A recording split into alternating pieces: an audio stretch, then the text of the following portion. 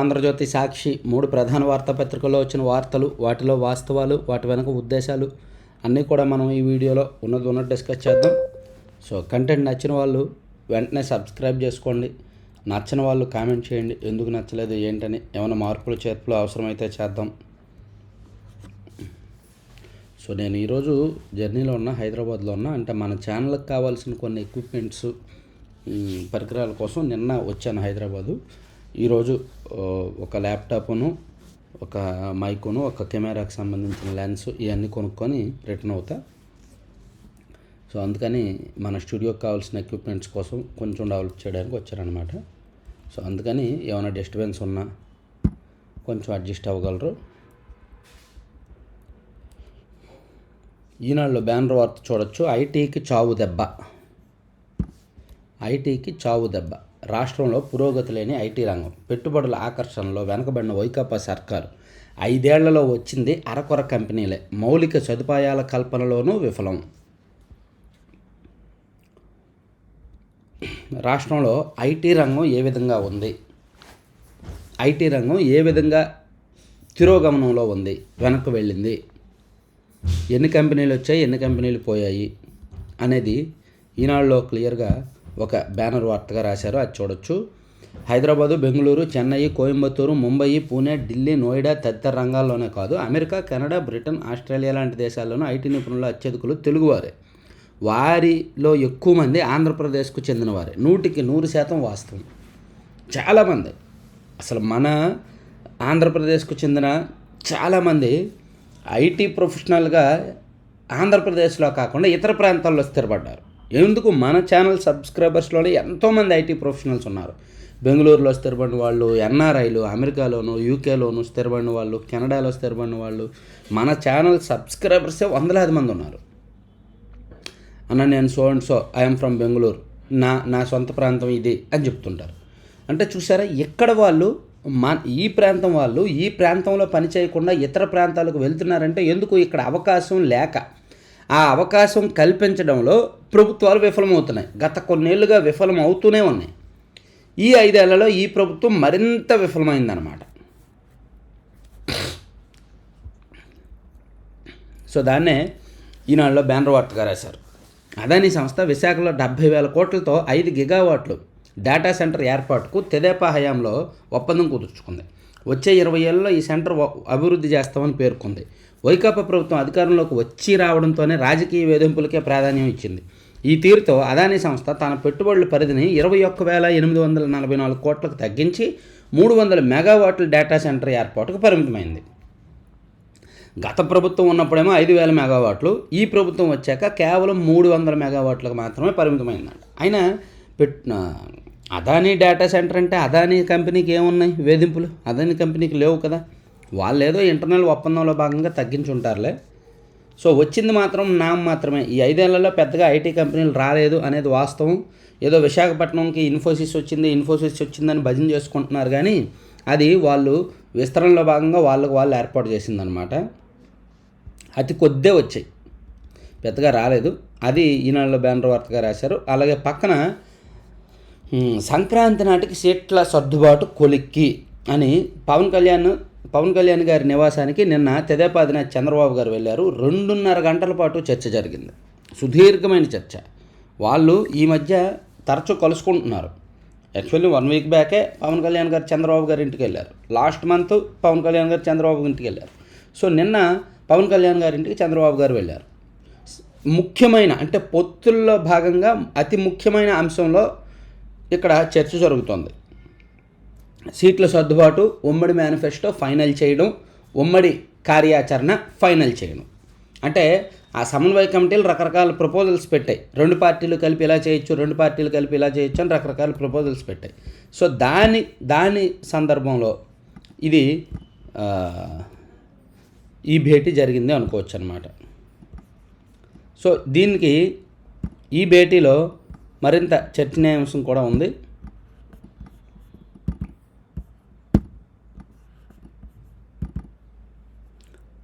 దాదాపుగా 2.5 గంటల పాటు, అంటే సీట్ల సర్దుబాటు సంబంధించి కొన్ని రూమర్స్ అయితే ఉన్నాయి. రూమర్స్ ఎవరు పట్టించుకోవద్దు. ఏదో రకరకాలుగా రూమర్స్ ఎవరికి వాళ్ళు చెప్తున్నారనమాట. అదేం మనం పట్టించుకోవాల్సిన అవసరం లేదు.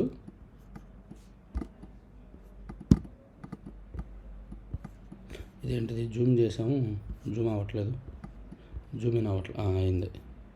సో ఈ సీట్ల సర్దుబాటుకు సంబంధించి రకరకాల ప్రపోజల్స్ ఉన్నాయి, అవి ఎవరూ పట్టించుకోవద్దు. సో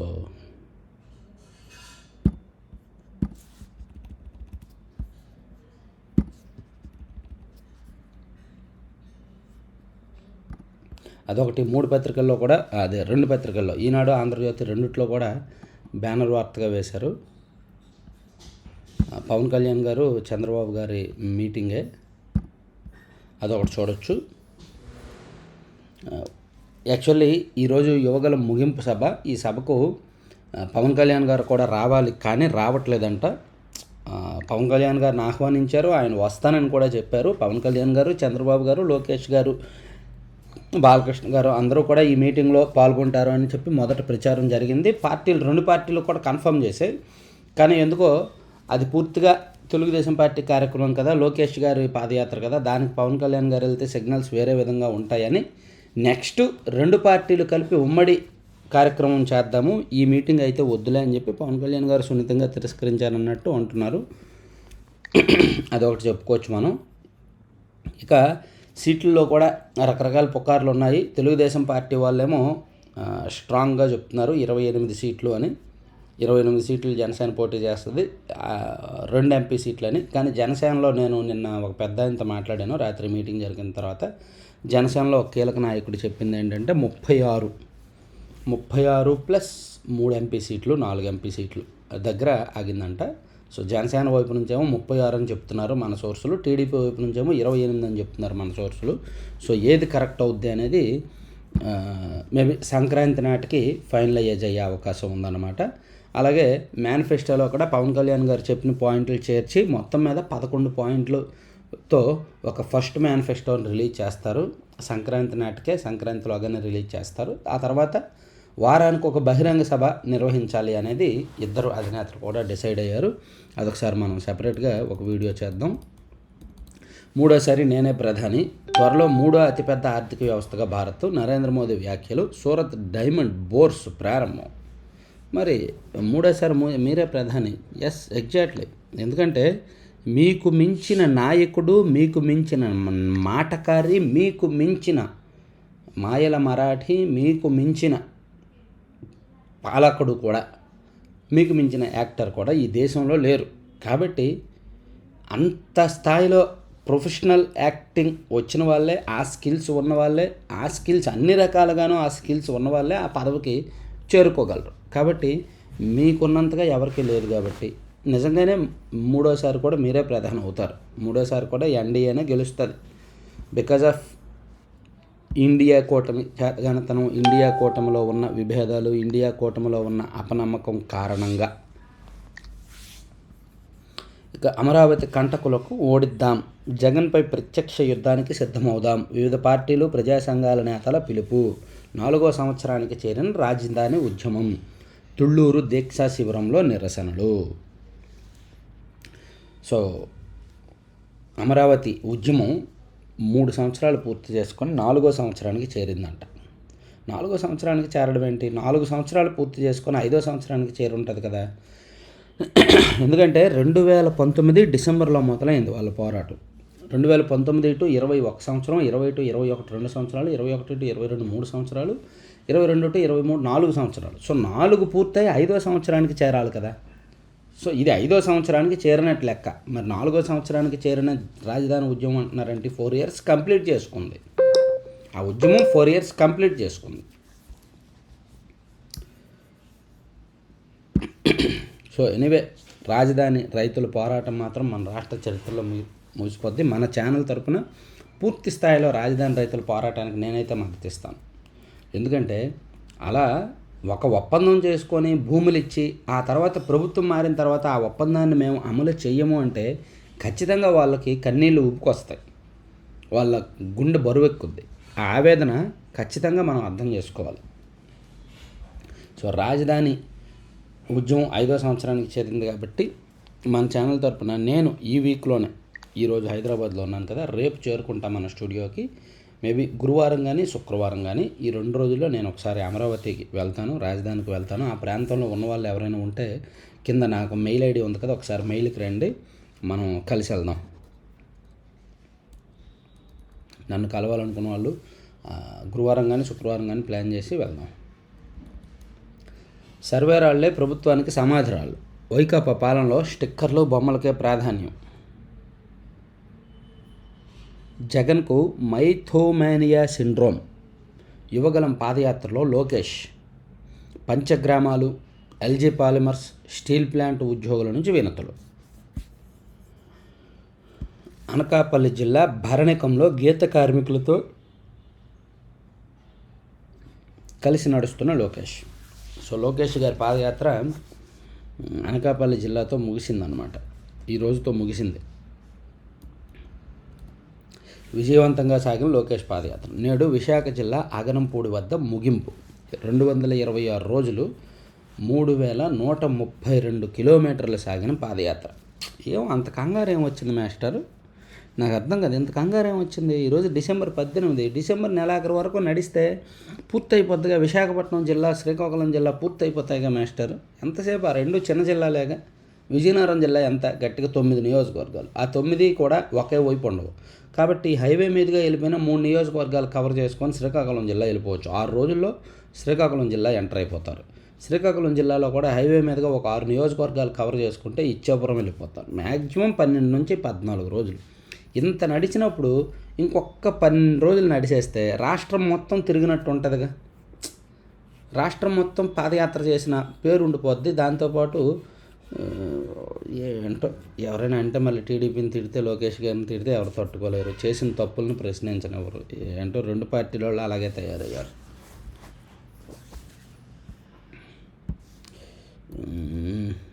ప్రధాన డ్యాంలోనే 4,807 కోట్ల పెంపు. పోలవరం అంచనాలు భారీగా పెంపు. 7,900 కోట్ల మేరకు పెంచిన రాష్ట్రం. 3,013 కోట్ల మేర కేంద్ర జలసంఘం కోత. పనుల ఆలస్యం భవిష్యత్తుపై ధరల ప్రభావం. అంతే. పోలవరం ప్రాజెక్టు అంచనాలు ఇప్పుడు 55,569 కోట్లు 2018లో ఇచ్చారు. 2018లో ఉన్న రేట్లు ఇప్పుడు లేవుగా. మేబీ 70,000 కోట్లకు పెరుగుద్ది పోలవరం పూర్తి అయ్యేసరికి. అది ఇప్పుడు యాజ్ ఆర్ నౌ చూసుకుంటే పోలవరం మళ్ళీ ఫ్రెష్గా అంచనాలు వేపిస్తే 70,000 కోట్లకు చేరుద్ది. సో కేంద్రం ఇవ్వనంటుంది. సో వీళ్ళ అంచనాలు పెరుగుతాయి. ఆలస్యం అయ్యే కొద్దీ అంచనాలు పెరుగుతాయి. కేంద్రం ఏమో ఇవ్వనంటుంది. దానిలో కొత్త ఏముంది? యువగలమే జనగలమై. 7 రైళ్లు, 100 బస్సులు, 1000 కార్లు, 6 లక్షల మంది కుర్చీలు. యువగల ముగింపు సభకు భారీ ఏర్పాట్లు. 6 లక్షల మందికి కుర్చీలు అంటండి. 6 లక్షల మంది కూర్చునేలాగా ఏర్పాటు చేస్తున్నారంట పోలేపల్లి గ్రామంలో. తెదేపా ప్రధాన కార్యదర్శి నారా లోకేష్ యువగలం పాదయాత్ర ముగింపుకు విజయనగరం జిల్లా భోగాపురం మండలం పోలిపల్లిలో భారీ ఏర్పాట్లు చేస్తున్నారు. సుమారు 70 ఎకరాల వేదికతో పాటు సభా ప్రాంగణం ఉండనుంది. 160 అడుగుల పొడవు, 50 అడుగుల వెడల్పుతో వేదికను సిద్ధం చేస్తున్నారు. 6 లక్షల మందికి సరిపడేలా కుర్చీలు వేస్తున్నారు. రాష్ట్రం నలుమూల నుంచి పార్టీ శ్రేణులు తరలి వచ్చేందుకు 7 రైళ్లను, 100 ప్రైవేటు బస్సులు, 1000 కార్లు, ఇతర వాహనాలను ఏర్పాటు చేశారు. నందమూరి నారా కుటుంబాలు రాకంట. పవన్ కళ్యాణ్ గారు వస్తే బాగుండేది, కానీ రావట్లేదు అనమాట. అక్రమ క్వారీయింగ్తోనే గ్రామాల్లోకి ఏనుగులు అరికట్టాలని చిత్తూరు కలెక్టర్కు చంద్రబాబు లేఖ.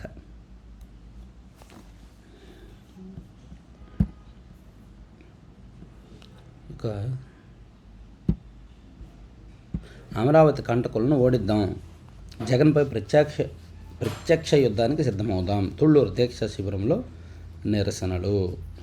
అమరావతి ఉద్యమం కీలక దశకు చేరుకుందని అందరూ ఐక్యంగా నడిచి జగన్ను గద్దె దించాలని పలు రాజకీయ పార్టీలు, ప్రజా సంఘాల నాయకులు పిలుపునిచ్చారు. వచ్చే 3 నెలల్లో రాష్ట్ర భవిష్యత్తు కీలకమని అందరం పట్టుదలతో పనిచేసి అమరావతి కంటకులను ఇంటికి పంపిద్దామని ప్రతినబూనారు.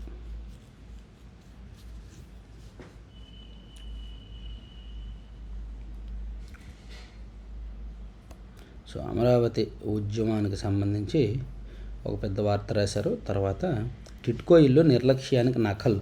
పేదల గృహాలపై వైకాపా ప్రభుత్వం చిన్నచూపు. 3 ఏళ్లుగా అదిగో ఇదిగో ఇచ్చేస్తున్నామంటూ ప్రగల్భాలు. ముఖ్యమంత్రి నుంచి మంత్రుల వరకు అదే ధోరణి. ఎన్నికల నాటికి 2.62 లక్షల గృహాలు లబ్ధిదారులకు ఇవ్వడం అసాధ్యమే. ఇది అంటే టిట్కో ఇల్లు గురించి మనం చెప్పుకునే కొద్దీ ఏడుపు వస్తుందండి. జగన్మోహన్ రెడ్డి గారి అంటే వైసీపీ వాళ్ళు ఎవరైనా ఉంటే కామెంట్ చేయండి. నాకు ఒక చిన్న డౌటు, టిడ్కో ఇల్లు ఎందుకు ఇవ్వలేదు? ఇప్పుడు టిడ్కో ఇల్లు పూర్తి చేశారు, గత ప్రభుత్వం ఒక 80% కట్టేసింది. జస్ట్ దానికి ఫినిషింగ్ చేసేసి రంగులు వేసేసి లబ్ధిదారులకు ఇస్తే చాలు. అదేదో వైసీపీ రంగులు వేసుకొని ఇచ్చేయొచ్చుగా, ఆ పేదవాళ్ళకి ఇల్లు అయినా ఇచ్చినట్టు ఉంటుందిగా. కానీ ఎందుకు ఇవ్వలేదు అంటే గత ప్రభుత్వం కట్టింది కాబట్టి ఇవ్వకూడదు. మరి దీన్ని కక్ష సాధింపు అంటారా లేదా, కుళ్ళు అంటారా లేదా? సో ఎంత దారుణమో చూడండి. టిడ్కో ఇల్లు మీరు ఎక్కడైనా చూస్తే మీ ఊర్లో టిడ్కో ఇల్లు చూడండి ఒకసారి వెళ్ళి, టౌన్లో అర్బన్ ఏరియాలో ఉన్నవాళ్ళు. ఆ ఇల్లు శిథిలమైపోయి కూలిపోతున్నాయి, గోడలు ఊడిపోతున్నాయి, పెచ్చులు ఊడిపోతున్నాయి, అక్కడ అసాంఘిక కార్యకలాపాలు జరుగుతున్నాయి, ఎవడెవడో వెళ్తున్నాడు, ఏదేదో చేస్తున్నాడు. ఆ ఇళ్ళన్నీ ఇంకొక 2-3 సంవత్సరాల్లో పూర్తిగా నేలమట్టం అయిపోతాయి అవి.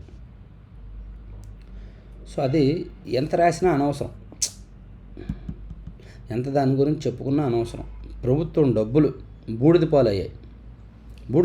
పేదలకు ఇవ్వాల్సిన ఇల్లు బూడిద పాలయ్యాయి. సో ఇవి ఈనాడులో అంశాలు. సాక్షికి వెళ్తే ఓట్ల కేటుగాళ్ళు అంటుండే ఏంటో వీళ్ళ గురించి వీళ్ళు రాసేసుకుంటున్నారు. ఉనికి కోసం టీడీపీ సానుభూతి పరులతో బాబు బోగస్ వేషాలు. తెలంగాణలో నివాసం, ఓటు ఏపీలోనూ ఓటర్లుగా నమోదు. అబ్బే అమాయకులు, మరి ఏపీలో ఓటు హక్కు ఇచ్చేస్తారు. తెలంగాణలో ఉన్న వాళ్ళకి మరి ఏపీ ప్రభుత్వం అమాయక ప్రభుత్వం, ఏపీలో ఉన్న బిఎల్ వాళ్ళ అమాయకులు, ఏపీలో ఉన్న వాలంటీర్ల అమాయకులు ఓటు హక్కు ఇచ్చేస్తారు. పాపం ఓటు అప్లై చేస్తుంటే 4-5 నెలలైనా రావట్లేదంట. ఎంతోమంది చెప్తున్నారు. ఆన్లైన్లో ఓటు అప్లై చేస్తుంటే 4-5 నెలలైనా ఇవ్వట్లేదు, కొత్త వాళ్ళకి ఓటు హక్కు ఇవ్వట్లే. ఈడే పార్టీ ఈడు కులం ఏంటి అని చూస్తున్నారు ఇచ్చే ముందు. సాక్షిలోనేమో ఇలా రివర్స్లో రాస్తున్నారు. ప్రజాప్రాతినిధ్య చట్టం ప్రకారం అంట ఒక వ్యక్తికి ఒక ఓటే ఉండాలంట. మరి ఒక వ్యక్తి ఎన్ని ఫామ్ 7లు అప్లై చేయొచ్చు? పరుచూరు నియోజకవర్గంలో ఒకే వ్యక్తి 500 ఫామ్ 7లు ఎలా అప్లై చేస్తున్నాడు? అది కూడా రాయాల్సింది సాక్షిలో. అది కూడా సాక్షిలో రాస్తే బాగుండేది. పరుచూరు నియోజకవర్గంలో ఒకే వ్యక్తి అన్నీ ఫామ్ 7లు ఎలా అప్లై చేస్తున్నాడు, ఆ సీక్రెట్ ఏంటనేది రాస్తే బాగుండేది అనమాట. జనం జైత్రయాత్ర. కర్నూలు, తూర్పుగోదావరి జిల్లా దేవరపల్లి, ఎన్టీఆర్ జిల్లా నందిగాంలో సామాజిక సాధికార యాత్రకు బ్రహ్మరథం పట్టిన ప్రజలు, యువత బైక్ ర్యాలీలు, జై జగన్ నినాదాలతో మారుమోగిన సభా ప్రాంగణాలు, సీఎం జగన్ పాలనలో సాధించిన సామాజిక సాధికారతను చాటి చెప్పిన జనము. సో ఇది ప్రతిరోజు ఇది స్క్రిప్ట్ రెడీ చేసి ఉంచేస్తారు, ఫోటో మార్చేసి వేసేస్తారు అంతే. స్క్రిప్ట్ రెడీగా ఉంటుంది, ఈ ఊర్ల పేర్లు రాస్తారు, హెడ్డింగ్ మారుస్తారు, ఫోటో మారుస్తారు, ప్రింట్ వేసేస్తారు అంతే. ఈ లైన్స్ మాత్రం బైక్ ర్యాలీలు, జై జగన్ నినాదాలు అవి మాత్రం రెడీగా ఉంటాయి స్క్రిప్ట్. ఇదిగో ఓ భాగం అనేది కూడా రెడీగా ఉంచుతారు. రోబోలు పనిచేస్తాయి. ఏపీ విధానాలు నచ్చాయి. ప్రభుత్వ పథకాలు, కార్యక్రమాల ద్వారా ప్రజలకు లబ్ధి. కేంద్ర హోంశాఖ పరిధిలో అంతర్రాష్ట్ర మండలి ప్రశంసలు. మనకు ప్రశంసలు రాకపోతే ఎలా? ఇప్పుడు దీన్ని ఒక 4-5 వీడియోలుగా చేస్తాడు మన మేధావి జర్నలిస్ట్. ఇదిగో ఇదే అంశాన్ని పట్టుకుంటాడు. ఈరోజు ఆయనకు మ్యాథ్ దొరికింది, ప్రభుత్వానికి పాజిటివ్గా చేయడానికి ఒక మంచి మ్యాథ్ దొరికింది. సో దీన్ని ఒక 4-5 వీడియోలుగా చేసి ఈనాడుకి కనిపించలేదు, ఆంధ్రజ్యోతికి కనిపించలేదు, వాళ్ళు చూడలేదు అనేటట్టు రాసుకుంటాడు అనమాట. ఈ రోజుకి 25 ఇక దీని మీద కూడా చేస్తాడు మన మేధావి జర్నలిస్ట్ గారు. దీని మీద కూడా ఈరోజు వీడియో చేస్తారు. ఇక 25 లక్షల వరకు ఆరోగ్యశ్రీ నేడు లాంఛనంగా ప్రారంభించనున్న సీఎం జగన్. కొత్త ఫీచర్లతో కూడిన ఆరోగ్యశ్రీ స్మార్ట్ కార్డులకు శ్రీకారం. నేటి నుంచి ఇంటింటికి పంపిణీ. ప్రతి ఇంట్లో ఒకరి ఫోన్లో ఆరోగ్యశ్రీ యాప్ డౌన్లోడ్ అయ్యేలా చర్యలు. రాష్ట్రంలో మొత్తం 4.25 కోట్ల లబ్ధిదారులకు ఈ సేవలపై విస్తృత అవగాహన. అదొకటి. ఇక పోలిపల్లిలో కబ్జా గలమంట. టీడీపీ నాయకులకు భూములు కొట్టేసిన గ్రామంలో లోకేష్ పాదయాత్ర ముగింపు సభ. సో పోలిపల్లిలో అంట లోకేష్ గారి ముగింపు సభ జరుగుతున్న ప్రాంతంలోనంట వాళ్ళు భూములు కొట్టేశారంట. కబ్జా చేసిన భూమిలో లోకేష్ గారు పాదయాత్ర ముగుస్తుందంట. ఎవరికి భూములు అడిగితే ఎవరా కబ్జా చేసేస్తారా? ఓకే. ఇక ఆంధ్రజ్యోతిలో చూసుకుంటే యువగలం ప్రజాగలమై 5 కోట్ల మంది ఆకాంక్షలకు ప్రతిబింబం. యాత్రలో 1.5 కోటి మందితో మమేకం.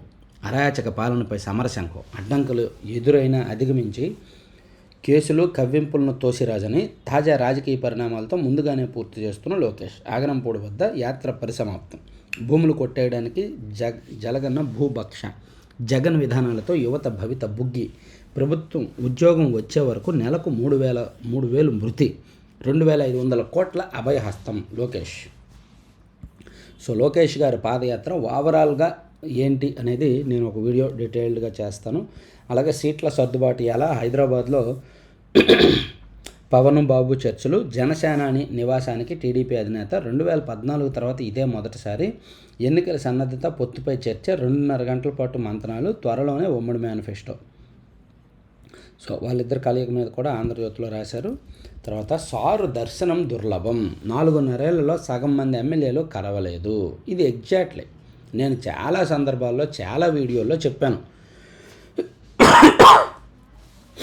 సీఎం అన్నాక ఎమ్మెల్యేలకు అపాయింట్మెంట్లు ఇవ్వాలి.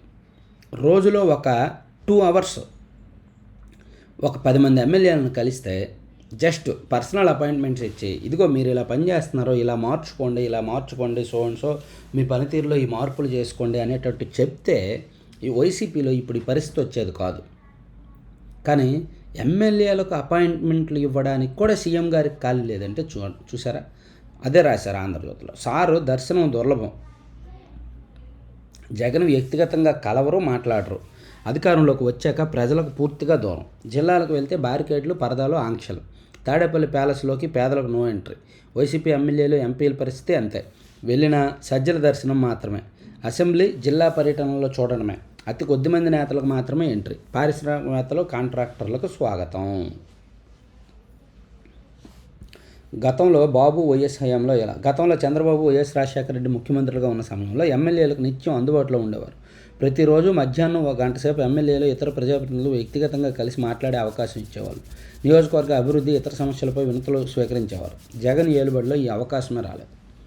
మరి దీన్ని వైసీపీ వాళ్ళు ఏ విధంగా సమర్థించుకుంటారో? ఇది తప్పు కదా. ఇప్పుడు సీఎంగా ఉంటూ 150 మంది ఎమ్మెల్యేలు ఎన్నుకుంటేనే ఆయన సీఎం అయ్యాడు. మరి ఆ ఎమ్మెల్యేలకు కూడా అపాయింట్మెంట్లు, పర్సనల్ అపాయింట్మెంట్లు ఇవ్వకపోతే ఎలా? చాలామంది ఎమ్మెల్యేలు ఆఫ్ ది రికార్డ్ అయితే ఎంత బాధపడుతున్నారో. కనీసం ఒకసారి కలిసి మాట్లాడలేదు అని.